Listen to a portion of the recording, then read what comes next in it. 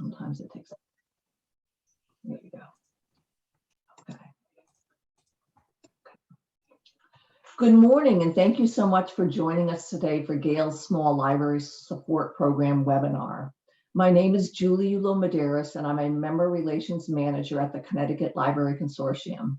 And as many of you know, CLC is a statewide nonprofit that serves over 800 member libraries. One of the main ways that we serve you is by negotiating discounts on library products and services. That, of course, includes Gale's Small Library Support Program. Gale has worked with CLC to bring you the very best discount available to Connecticut libraries. At CLC, we don't just want you to be able to buy something at a discount, but we really want to make sure you're satisfied and successful with your subscription. Gale and CLC are offering a unique savings opportunity for small and mid-sized public libraries. A hand-picked suite of 11 of Gale's most purchased, most used, and most loved digital resources is now available at special pricing for CLC public libraries that serve up to 50,000 residents. During the session, we will go over some of the new features and products added to the program, and we'll cover some of the most popular resources Gale has to offer. Today is also a great opportunity to ask any questions you have about the Small Library Support Program. In a moment, we're going to hear from Casey Anderson, Product Manager, and Brendan Petz, Education Sales Consultant for Public Libraries, who will be leading this training session. But first, a big thank you to Gale for making this training opportunity possible for CLC members. With that said, I'm going to turn things over to Brendan and Casey so that they can dive right in. Thank you again for joining us, and let's get started. Awesome. Thank you so much, Julie. Thanks for the introduction. And thank you to everybody who's able to join the webinar today. And thank you to those who are watching the live recording in the future. So I'm Brendan. I'm your new, for those of you who don't know me, I see a few on the webinar today who I have been able to speak with before. So thanks so much for showing up. For those of you who don't know me, I'm the new Gale consultant who works with the CLC. I'm joined by Casey Anderson, one of our product managers here, and she's been nice enough to join me to go over a few of our resources. So I'm going to pass things over to Casey.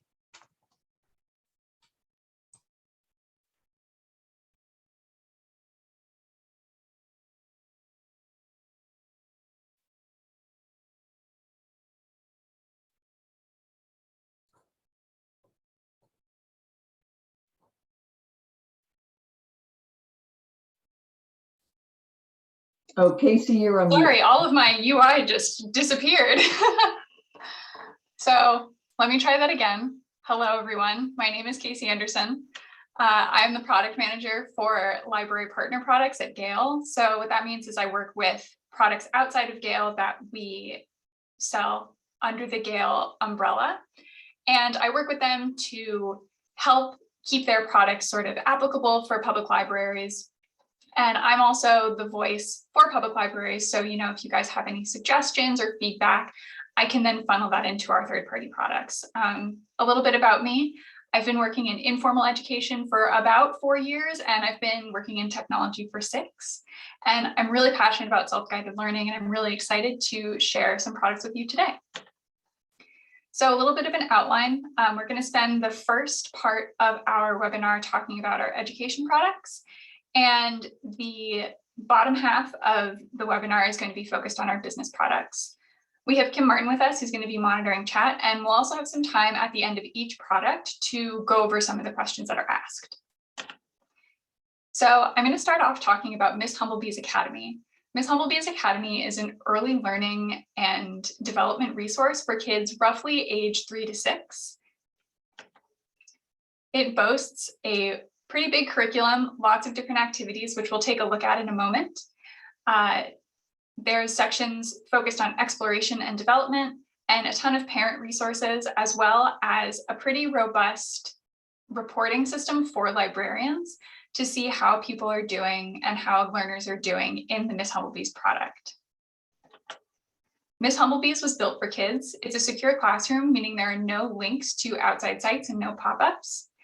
It supports different learning styles. So for children who are auditory learners or kinesthetic learners, there's all sorts of different activities and lessons that are focused around what helps those kids learn best. And it's available on the go. So not only is it available on a desktop computer, it's available on any device that's connected to the internet. And for those who maybe don't have constant internet access or are looking for something on the go offline, Ms. Humblebee's has a ton of printable activities that are available. Before we get into the product, I did want to sort of show it off a little bit and show some of the accolades.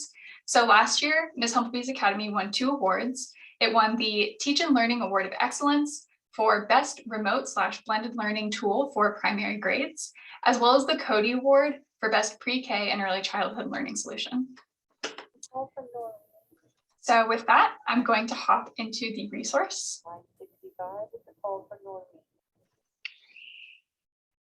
So the first thing we see is our welcome screen. You'll notice there are 2 different options, one for named user accounts and one for guest accounts. This is really great for people who are maybe on the go or just trying to sort of test out Ms. Humblebee's before signing up. There's no additional fee associated with the library, but having a named user account puts kids in a system where they have a login and a password, and it's tracking all of their progress. And a guest account, you can kind of just go in and play around, and it's not saving any details, but it's not tracking any progress or anything like that. It's just sort of a way to pop in and pop out. So we're going to sign into my account. So these are my students. And one thing I want to talk about, which we're not going to be able to see here, but is a feature of Ms. Humblebee's Academy.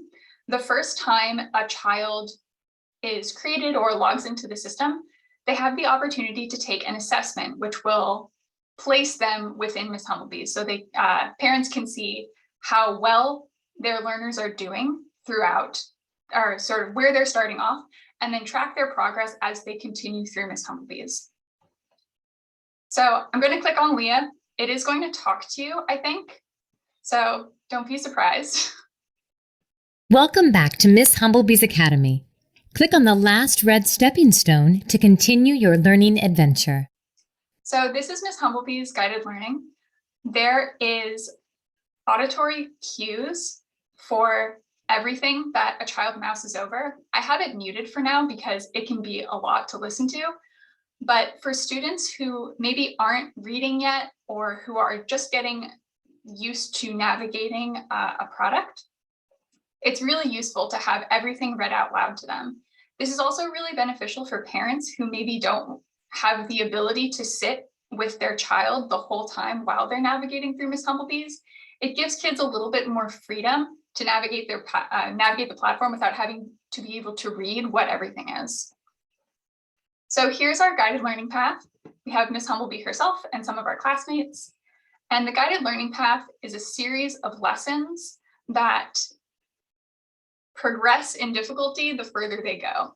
So if we look at the stepping stone we're on right now, you'll see I've completed all of my lessons in social and emotional learning, and I'm about 2/3 of the way through our language and literacy. There are multiple different tiles with multiple different activities that our learners will go through. And once they finish all of these, they'll move on to the next stepping stone. This is sort of a hands-off guided path for our learners, but we also have the My Learning platform. So My Learning is really great for caregivers who have really strong desires for their learners to be focusing on specific things. So in the parent dashboard, which we'll look at in a little bit, caregivers can set what it is they want their students or their learners to focus on, and all of that will come up here. So we can scroll and see what's set here. Basically everything is in this one. I only unchecked a couple things, but let's say a learner is really struggling in math and really likes art. A caregiver can go in and deselect everything but math and art. So they have things they really like and things maybe that they need a little more help with. There's also the Choose a Lesson tab, and this is all of the content. So it's not filtered. You can filter it, but in this general list, it's just every activity that's in Ms. Humblebee's. So let's say a learner really, really likes this About Me song. They can come back here and find that About Me song and play it again and again and again. And from what I've experienced with working with platforms such as this, that definitely happens a lot. So it's nice that there's a way that learners can go in and find their favorite activities. So let's take a look at one of our SEL activities. So these tiles down here are very similar to our Choose a Lesson, except they're filtered by a specific subject. So here in our social and emotional learning, you'll see all of our lessons. We can look for Teach Me. This is a teacher that's giving a specific lesson, music videos, ebooks, and some offline STEAM activities. Our ebooks are filtered by reading level. So the smaller the number, the easier the book. And the harder, or the higher level, the harder the book. So I'm trying to find a good activity here to showcase. Come on. So let's take a look at this one. Click on Start Lesson to begin watching the video. How many of you have heard of or So in our lesson, we have videos. There are also ones that are a little more kinesthetic, ones that are activities. For our activities that are a little more hands-on, there is very gentle suggestions if a student gets something wrong, and a lot of praise when they get something right. So there's no worry that a student's going to get something wrong and then suddenly feel really bad that they didn't get the question wrong, or that they got the question wrong. And when they do well, it congratulates them. At the end of every activity, a learner gets a reward. They earn a coin, and every once in a while they'll get a sticker that sort of happens randomly. And our learners can redeem those rewards and redeem those coins in their About Me section. So if we go to redeem some of our honeycomb coins, we can buy a fish for our aquarium. I'm gonna grab one of these guys and pop them in.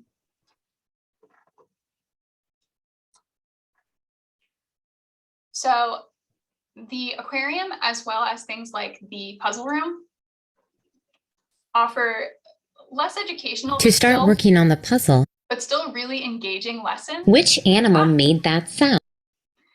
Excuse me. The aquarium and the puzzle and the sticker room offer really engaging, but not necessarily like hardcore educational content for our learners. This is really valuable because it drives learners to continue going through the lesson so that they can earn more coins to buy things for their aquarium, to get more puzzle pieces to play with puzzles. It's an incentive to continue going down the learning path, as not that the lessons aren't fun, but it's nice to have an extra reward. And it's also good to sort of allow them to feel like they're earning something. So not only are they going down the path, but they're working hard and they're getting to see the fruits of their labor as they go through. So we're going to pop out of Miss Humblebee's for now. And before we do that, I wanted to showcase the hamburger menu a little bit. So here's the ability to unmute sound cues. If I do that, that's when everything starts to be narrated. We can switch students, and also we can translate the platform into Spanish. So this will put all of the UI into Spanish. So maybe for learners who aren't totally comfortable with English yet, we have our Spanish UI. Right. So we are going to exit our classroom and head into our student dashboard.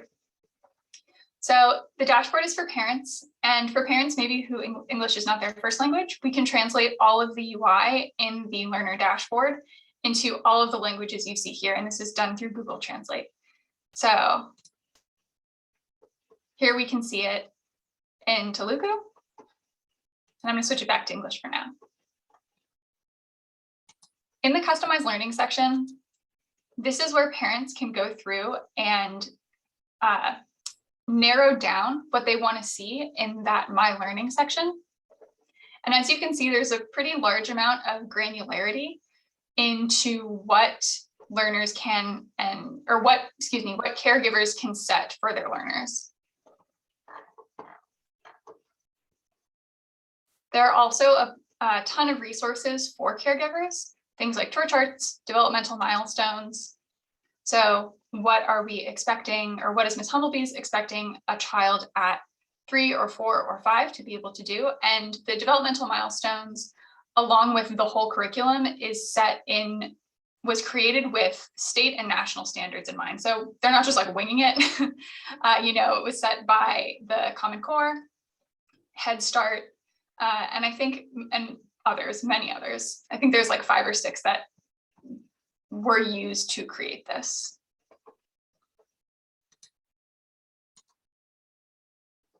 Here's the assessment. We can push the assessment forward. So if a caregiver really wants to see how a given learner is progressing, the assessments will come up on a regular cadence unless the caregiver decides not to have them at all. But they can also push assessments forward if they're looking, if it's not coming up in time or they want to see it right now, something like that. Here are some of our printables. So there are a lot of different printables. This is in Spanish because I didn't switch it back into English before I swapped out. So we can see different flashcards.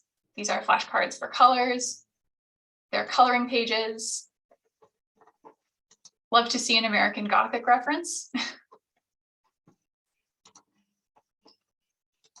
Flashcards, tons of flashcards for all different subtraction, addition, sight words, things like that. So I'm going to put us into, or I'm going to move away from the platform, and I want to show off some of the usage reports that as a librarian would see. So here are some example public library data. So the first one is just usage. How many minutes is a library using this data? How many guest logins? How many named users?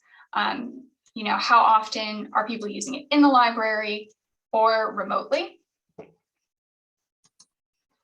Here are some outcomes. So this is related to the assessments I was talking about. So at the start of assessment 1, there was a 68% performance, and at assessment 2, you can see there's a pretty hefty drop off, but the score improved. So from 68 to 71.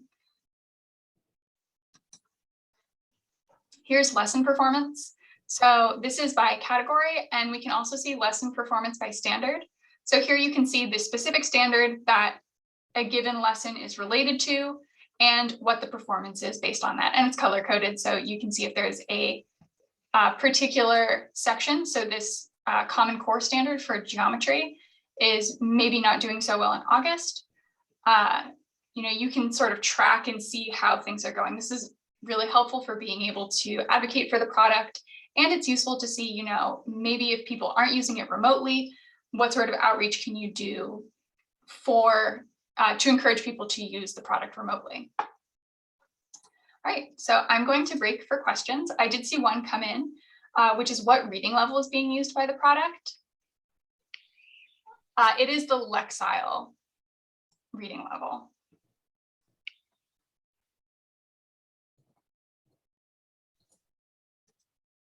Yep. Any other questions?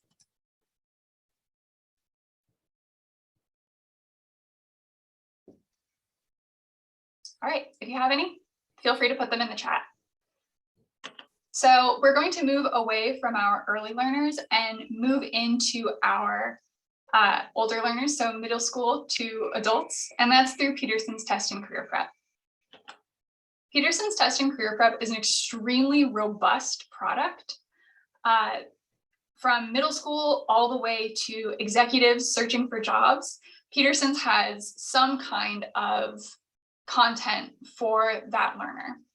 So starting off with middle school and high school support, there's basics courses, basics around math, reading, language, high school entrance exams, basics courses geared towards high schoolers, test prep for AP tests, SAT tests. In grad school, LSAT, MCAT, all sorts of standardized tests exists within Peterson's.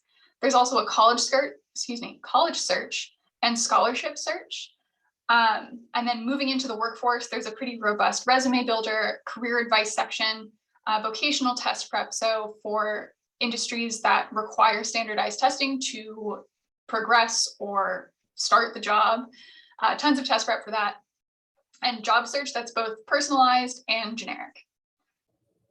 So we're going to hop into Peterson's.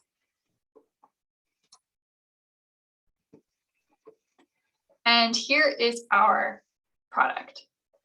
So we're going to go through Peterson's as a high schooler with the mindset of a high schooler who's maybe in their junior or senior year and is getting ready to move on to college and start the future and start thinking about what they want to do for a career. I remember when I was a junior in high school, that was extremely daunting. I had no idea what I wanted to do. I had really no idea how to prepare for college. And I think this tool is really beneficial for both people who know what they want to do and for people who are maybe a little more unsure of where they are. So we're going to take a look at some high school content, and we're going to take a look at an advanced placement test. All of the tests have the same UI. So what I'm showing you here will look similar for an SAT test or an MCAT test or a journeyman plumber test, but the content will be different. Let me log in so it can track my progress. So here is our AP biology content. There is, for each test, there are practice tests. And for some that are higher in demand, there are flashcards, study materials, as you can see here. And for some of the harder tests, there's more and more content associated with it. There are ebooks. There's about 22 ebooks that are available for download that are over sort of a wide variety of content. So taking a look at the practice tests, you'll see that it's unlimited time allowance, and unlimited attempts. So if a student is really struggling or they want to track their progress and how well they're doing over the course of a year or 2 years, they can take these tests as many times as they want. And there is an estimated time required, both so a student can plan out their day. So they're not expecting this test to take 15 minutes when it's going to take an hour and a half. And it's also really useful for students who are maybe unsure of how they're going to be able to sit for the whole test. The SAT is long, and so being able to practice taking the test in its entirety is really useful.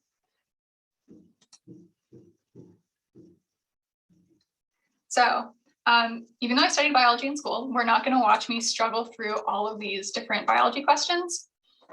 I'm going to select some at random and show you what it looks like when a student gets a question right or a question wrong.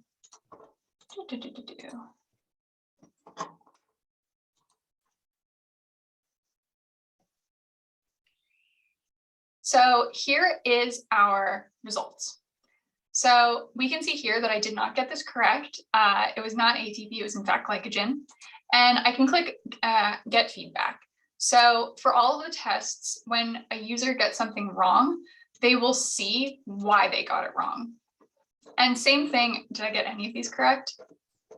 Yeah, all right, same thing with something is correct. It'll give feedback as well. All of this can be accessed at any time.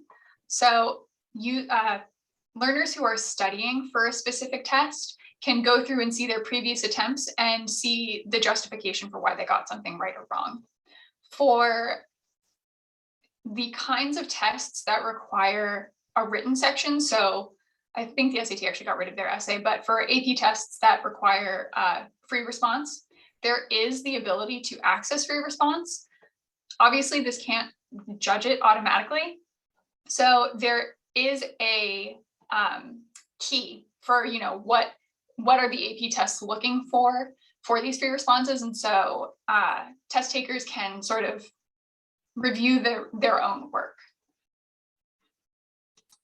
So our student has passed all of her AP tests. She's gone through the SATs, and now it's time to look for schools. So in our college and scholarship search, there's both advice and searches, savings calculators, information about the FAFSA, things like that. So we're going to pop into the undergraduate school search. You'll see that there are also things for like IT schools specifically or nursing schools specifically, but you can also search for programs here. So if we take a look at Columbia, you'll see how much it costs, the acceptance rate, the number of students, and the setting. And all this information about these universities comes directly from the university. So we're not scraping out of date data. This information is coming directly from the university, and it's updated. They do like a full update where they add schools, remove schools, things like that about every 6 months. And they check for new content every Monday. So it's up to date. We can also look at scholarship searches, and there is a section within Peterson's for advice. So not only advice for students, but also for parents who maybe are unsure, maybe they didn't go to college, they went to college in another country, they don't really know what to expect for their child. So there's a parent's checklist, a student's checklist at all 4 grades in high school, and also a bunch of information about, advice, what it's like to be an intern, how can you make the most of your summer, like through summer jobs and volunteering, standardized test prep, a lot of articles sort of supporting this search for college. There's also a grad school search and a scholarship search for grad school students. So our student is there, they're in college now. And now they're trying to figure out, what do I want to do? Maybe what do I want to major in? What kind of things am I interested in? And for that, we are going to go into our career tools. So we're going to pop into our Find a Career option here. And we have Peterson's presents Pathway U. And I think I cannot I can't showcase this product enough. I think this is so cool. So there's not only one assessment about what a student's interests are. There's 4, and they span things from, what's your personality like? What kind of workplace preferences do you like? What sort of things do you value? So you can retake these at any time. And based on this information, you can explore career matches. So unsurprisingly, I studied science in school, so science is going to be my top subject area. Same thing with things like IT and technology. And as we scroll down further, there are things that match less and less well. So if we take a look at some of the careers and we click on physicist, for example, it'll give examples about, what does a physicist do?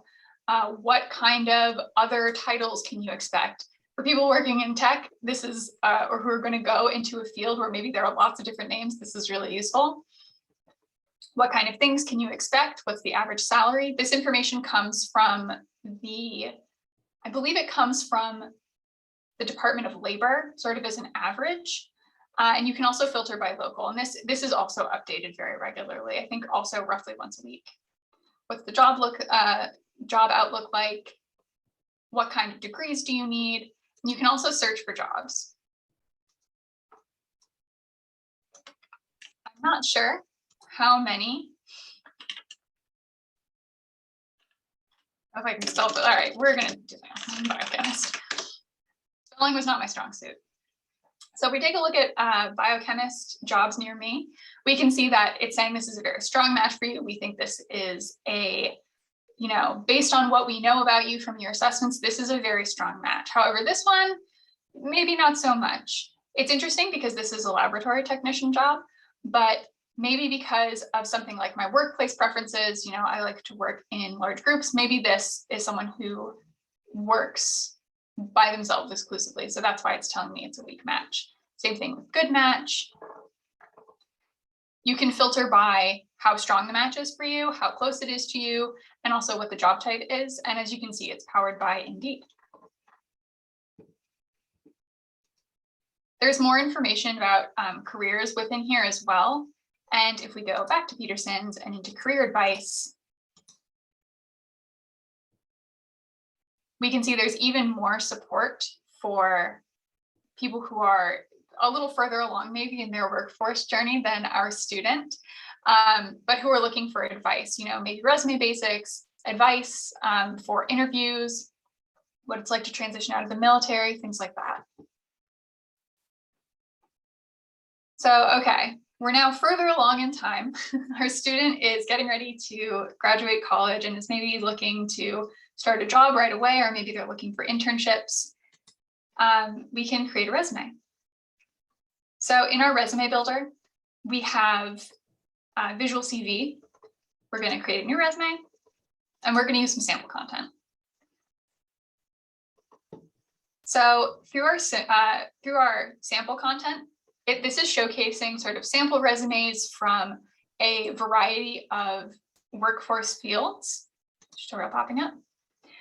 So digital marketing manager, so maybe they've progressed and they don't really know how to phrase things about being a manager on there. Executives, fashion designers, and let's take a look at a project manager job. So we can look at sort of an example template, and also we can use the sample. So it will show the resume itself. It'll put my own name in, my own location in, and it'll put sort of example items on there. I know when I was first starting to write resumes, I had a really hard time trying to figure out what to put. And so having sort of these bullets that are generated content is really useful. It's a really useful starting place. We can take a look at our templates here and see that there's everything from highly designed templates to more bare bones templates, and sort of everything in between. You can download it to a PDF. You can write your cover letter through here. And you can also convert your resume to a website. So if for some reason a job opportunity is asking you to specifically submit it as a resume, you can, or excuse me, submit your resume as a website, you can do that here. When you're ready to actually apply for jobs, you can go back into here. There's something I forgot to show.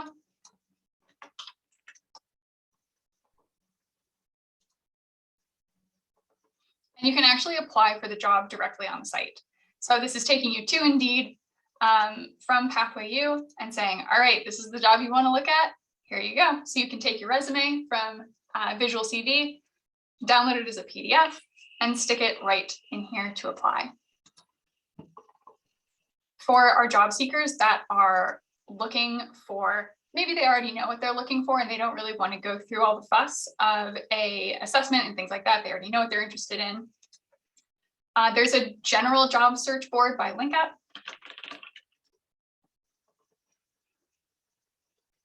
And it will pull up biochemist jobs or whatever kind of job and a link to apply right there. We also have a wide variety of vocational test prep, like I mentioned before. I'm not going to go into these because it's the same format of the AP test that we looked at, but there's an absolute ton of different content for each of these vocations. So with that, I will turn it back to questions. Anyone have any questions? All right, so I will stop sharing. Are the Indeed links updated daily? I'm not entirely sure. My guess is they're updated weekly, but I can get an answer back to you on that. Awesome. Thank you so much, Casey. That was great. I know when Julie shares the recording, I'll be going back and personally watching it because it's wild how much you can do in Peterson's. I definitely learned a lot, and yeah, what an asset you are. Great job. Thank you. So I'm going to go ahead. I'm going to share my screen and jump in now. So just bear with me. All right.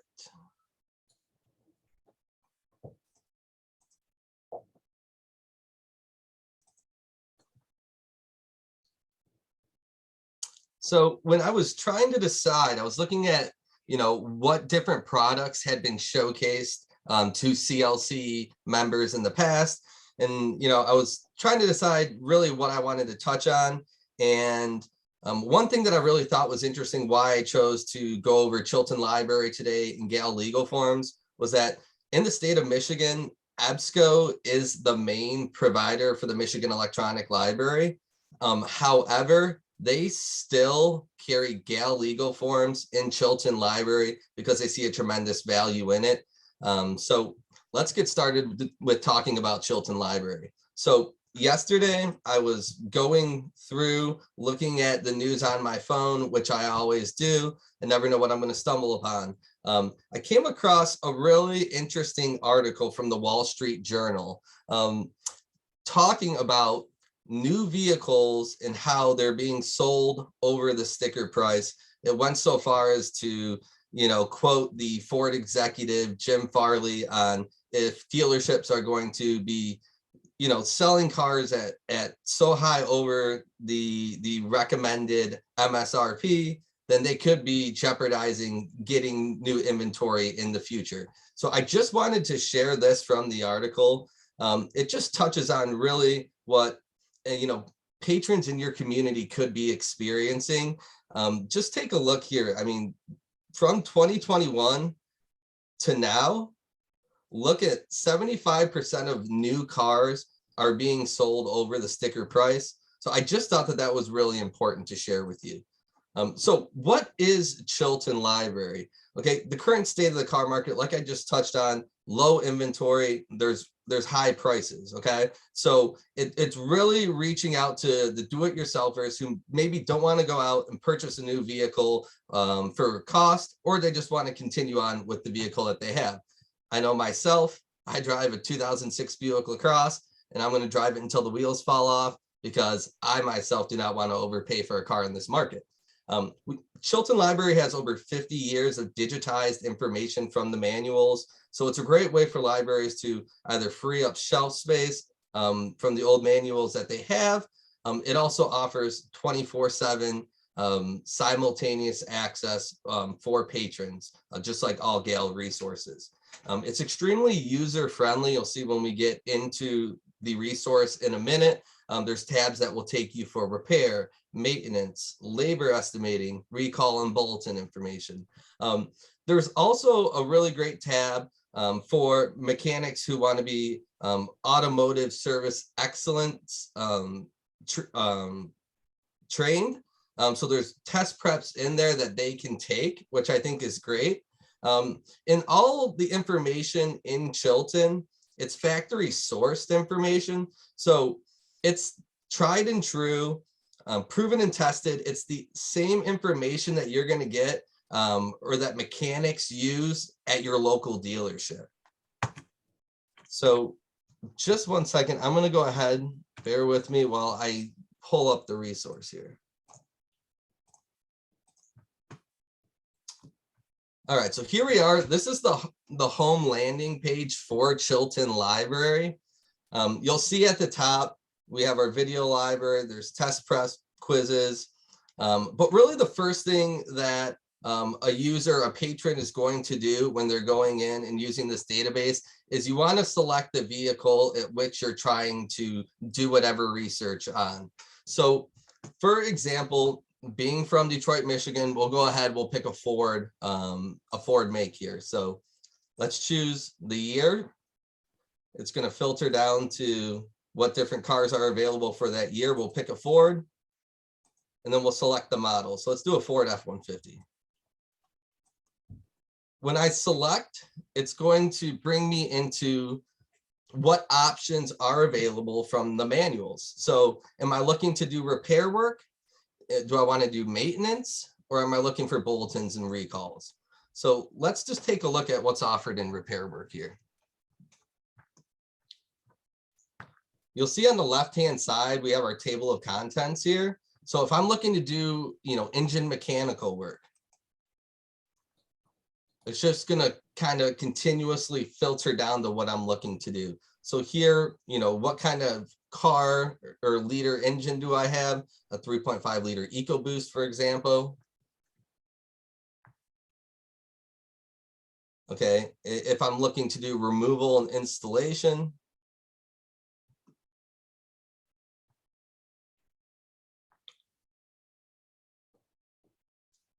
let's just see here. We'll pick the timing chain.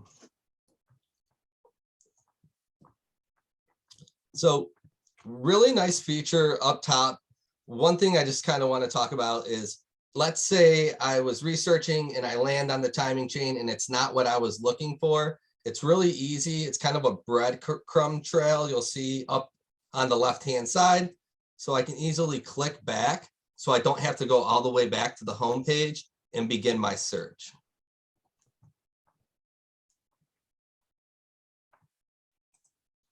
Now, while we're here in the timing chain, the first thing you're going to see up top, I have the ability here to listen to it in an audio format.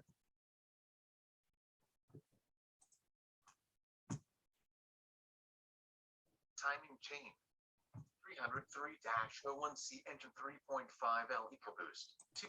So that's a nice feature here. It tells you about the specific make and model of the car, what we're looking to do, and the last time that this specific procedure has been revised. One nice thing when you're going through and you're looking at doing different repair work, I just want to call out, you'll see this notice, you'll see different notes when scrolling through.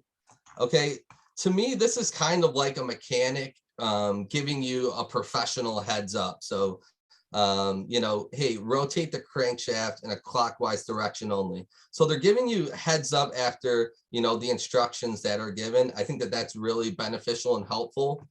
You'll see these awesome images here that are color coded. Inside the images as well, you're going to see part numbers here that you can reference.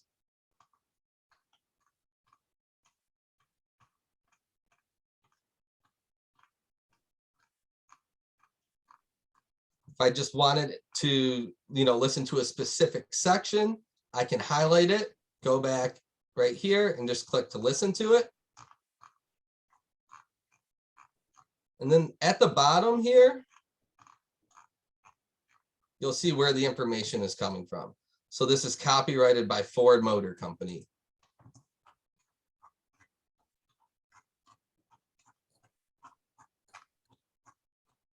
I'm going to go back to the home page here. Now that we have our vehicle selected, you'll see the top menu layout has changed a little bit. So now I can go to, based on the vehicle selected, I can go back to repair. I can do maintenance, look at the bulletins and recalls. There's even a nice video library. So if anyone is on the call today with us or watching it, I'm not sure if you currently have Chilton, but this has been recently upgraded, which is really nice. Then here are those ASE test prep quizzes that I talked about. But let's take a look at what's offered in the maintenance section here.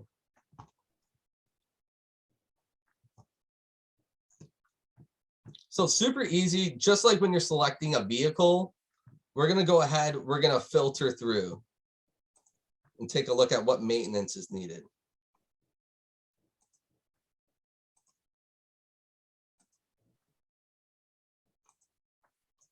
So it starts off at 7,500 miles, and you know, this is what is recommended.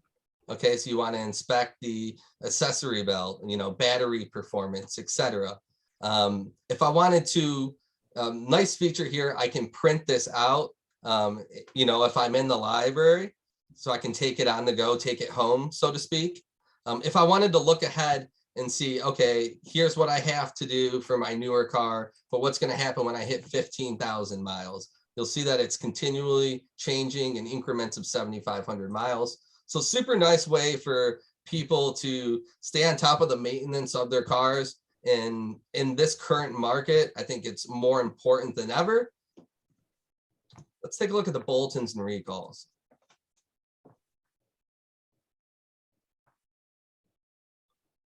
You'll see here, let's see, there's 330 different bulletins and recalls for the 2015 Ford F-150. One really nice thing, if I had a problem with my engine, there's a really easy keyword search here.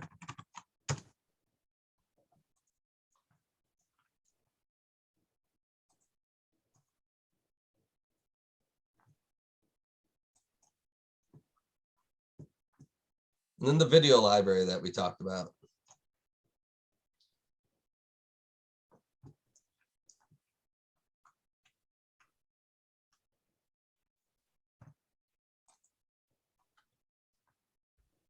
This is really nice because previously users in this resource, patrons, you kind of just had to get lucky and stumble upon a video or animations. It's really nice now. We just had a meeting with the product manager and they've housed all the videos in this easy to use tab.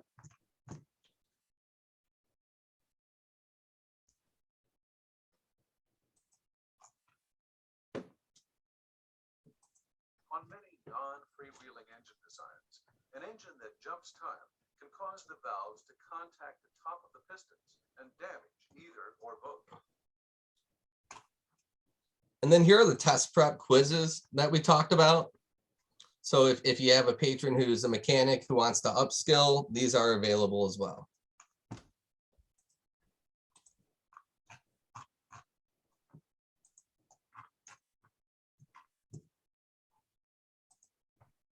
Now, if I was researching a specific subject and maybe I had questions, I wanted to learn more and I couldn't find it within the resource, I really like this ask an expert feature. So if you just click up here, you can enter in your email address, put in whatever it is that you're looking to dig deeper on and figure out. And that's going to go to our team. And the answers come from mechanics who are ASE certified, and patrons should expect a response typically in about 24 to 48 hours, which is really nice. So a quick turnaround there.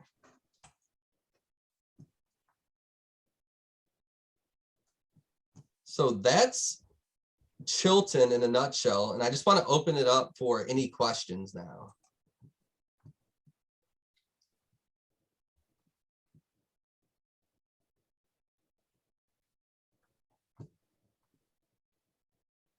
Does Chilton speak to the current computerized diagnostic codes? Kim, do you happen to know? I'm not sure. I feel like they do. I know we had, because of during the pandemic, I think some of the content wasn't being updated because of the manufacturer's, inability to get it updated and out to everybody. But I think in the past I've gone in there and you can look up a diagnostic code and it will give you, some information on it. And Chris, what we'll do, we'll go ahead, we'll double check that with Jim, our product manager. And we'll get back to you. Great question. Any other questions for Chilton before I jump into legal forms? All right, I'm going to go back and share my screen.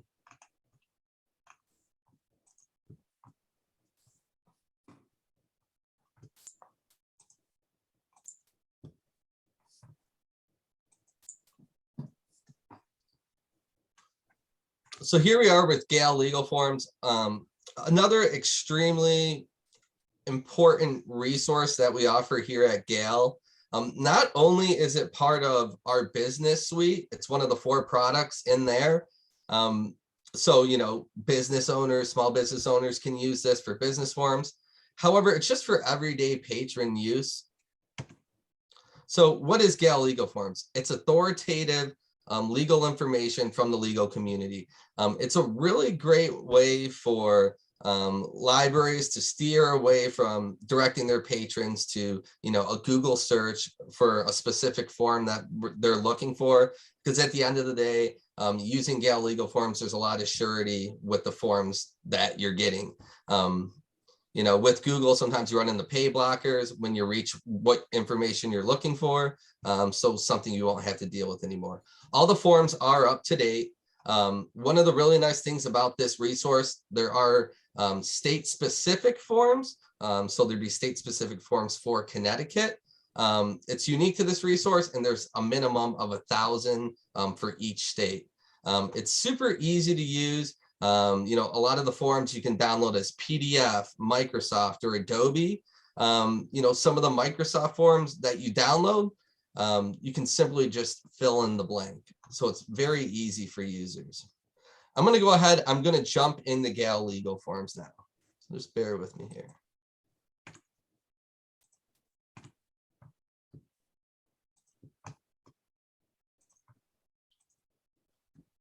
All right, so here we are in Gale Legal Forms. You'll see up here, we do have a partnership with US Legal Forms, which is a trusted legal forms provider. Now, taking a look here, you'll see there's an easy to use search box, so you can search for what legal forms you're looking for. Okay, there's, you'll see that we're in the Michigan legal forms, subscriptions, so to speak. Down here on the left-hand side, you're gonna see, what's the most popular legal form searches. So, divorce, bankruptcy, power of attorney, landlord tenant, very common. Down here as well, you'll see main categories that you can click into. And then you'll also see sample searches, okay? Popular sample searches. Another way to essentially get to the certain form that you're looking for, you can alphabetize it as well just by clicking up here. Now, let's just go back to the main categories here. We'll do landlord tenant.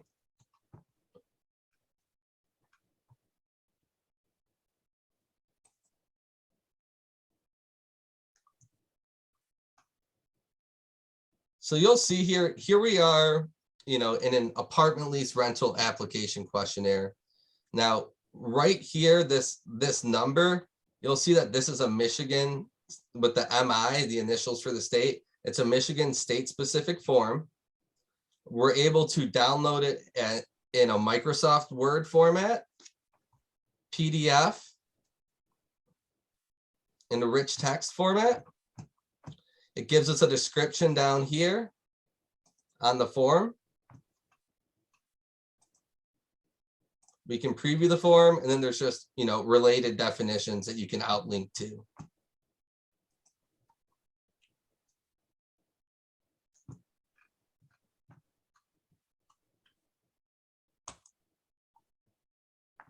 Now, let's click on divorce, for example. You'll see here on the left-hand side, like I pointed out earlier with the MI, these are Michigan state-specific forms. If it's not Michigan state-specific, there'd be a US there, okay?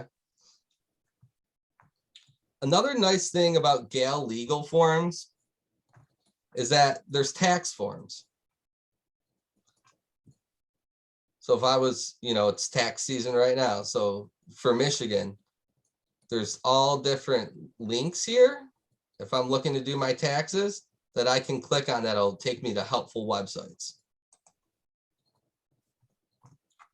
There's legal definitions as well. So if I wanted to learn, wasn't really sure about a specific definition, you can do a keyword search here. There's also the Law Digest information. And then legal life articles. So, articles for birth, relationships, marriage, divorce, parenting. You'll see with legal forms, it really covers life cycle events. So, from birth of children, marriage or divorce, to last wills and testaments and living wills. The topics that you see in here are employment, bankruptcy, the landlord tenant agreements, real estate, taxes. So just about any form that you're looking for, you're going to be able to find it here in Gale legal forms. Another nice thing as well, I did mention the business suite that this does fall under. If you do subscribe to Gale Business Plan Builder, you can also, the two are compatible with each other. So you can link out to legal forms through there if you needed something for a small business. Now, there's also an attorney directory here. Obviously, we recommend, patrons, if they're dealing with something, to seek an attorney's advice.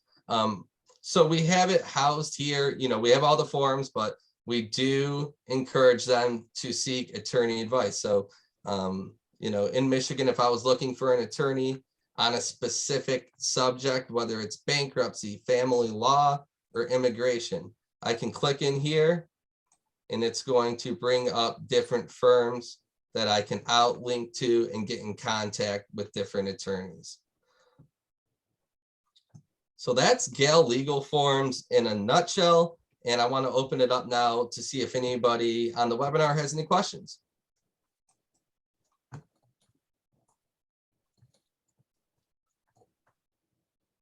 Let's see.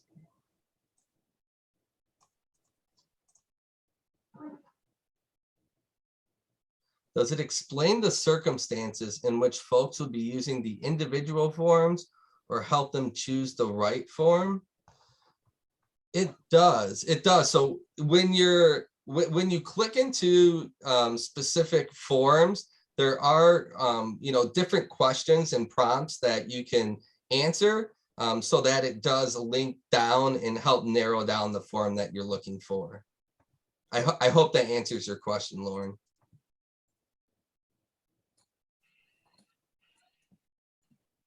Awesome. Any other questions? We are doing really well with time here. Yeah.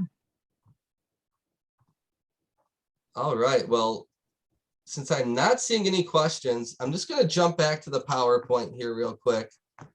Let's see.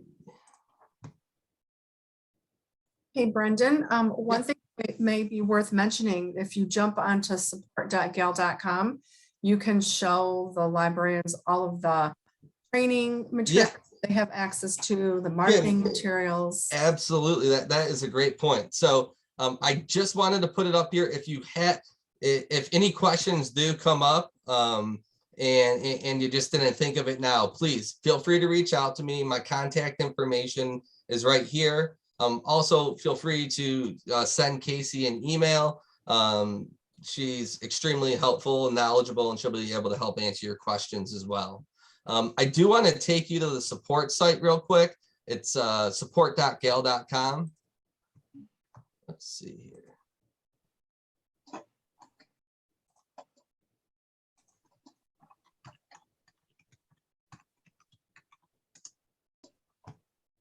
I'll share my screen for just a minute. So if you go to support.gale.com, this is a really helpful site to be able to browse our different product list and really learn more.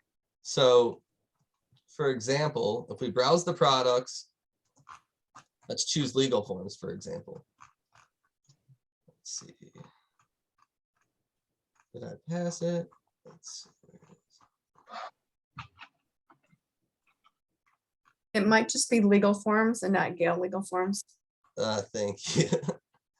All right, let's see.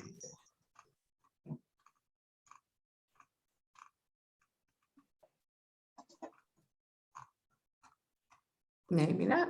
Well, I was just on it today. Obviously, under pressure, I can't find what I'm looking for. So let me just find another one. There it is. Yeah. All right, here we go. Great. So for Gale Legal Forms, I really encourage everyone to go on the support site. Being somewhat new in my role, I use the support site to learn a lot about our products. So you'll see down here, once you click into a product that you're looking for, there's printable tools. There's different videos that you can watch. So there's different, recorded webinars. If you're looking to see how legal forms can help support, small businesses, go ahead, watch the 15-minute webinar. We encourage it. There's tutorials, so on and so forth. So definitely just know that these resources are available to you. Thanks, Kim. Sweet. Julie, I'll turn it back over to you if that sounds good. Sounds perfect. Awesome. I'm just putting something in the chat. Just a link, everyone, to our page that has more information about the Gale Resources, the contact information, other kinds of questions. And of course, you can always reach out to Brendan or Casey or me, and we can help you as well. But thank you all so much for coming. If there aren't any more questions, we're going to wrap this up and hope everyone has a really fantastic day. If you, all of you in Connecticut, it's a gorgeous day today. So if you have time to take a walk at your lunch break, get out there and enjoy the sunshine. But Awesome. Thank you all for coming. And thank you, Gail, for running this webinar. Thank you so much, Julie. Thank you, everybody.